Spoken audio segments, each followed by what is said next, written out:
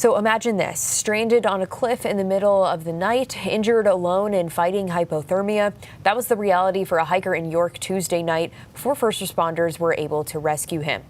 News Center Maine's Alex Haskell spoke with him today and joins us now with how he's doing. Hey, Alex. Yeah, hey, Bailey. So the hiker is still recovering tonight, but he says he's grateful rescuers reached him in time. He's also sharing an important lesson he learned from this whole ordeal.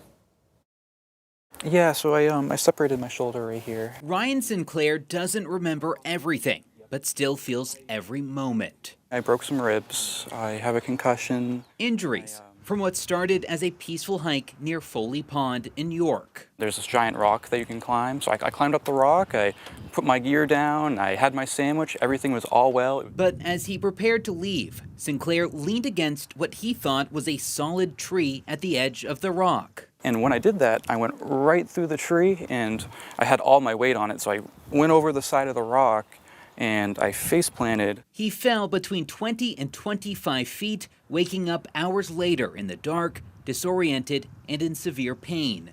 Sinclair says he landed on a small ledge, trapped with no clear way out as temperatures dropped. I thought that, this might be it, that I was in a lot of trouble. So I really doubled my efforts of trying to find my phone. Eventually, he found it lodged in a crevice with just enough cell service. He called 911, allowing crews to pinpoint his location. They did a phenomenal job. I mean, I was out in the middle of nowhere, and they found me within an hour. Sinclair says he's incredibly thankful for York Fire and ambulance crews who rescued him, and he's not the only one. And I'm Ryan's grandmother. Rosie Grant says she's grateful to have her grandson back home safe. Now we just got to move forward. Glad that we can. But the biggest thing is thanking everybody that was involved. As Sinclair continues to recover, he's also reflecting. He says he told people he was going hiking, but never shared exactly where. Now he doesn't want anyone else to make that same mistake. Let people know always where you're going, no matter how experienced you are, how, you think nothing's ever going to happen. You know the trails like the back of your hand. So Sinclair tells me he started his hike around 4 p.m.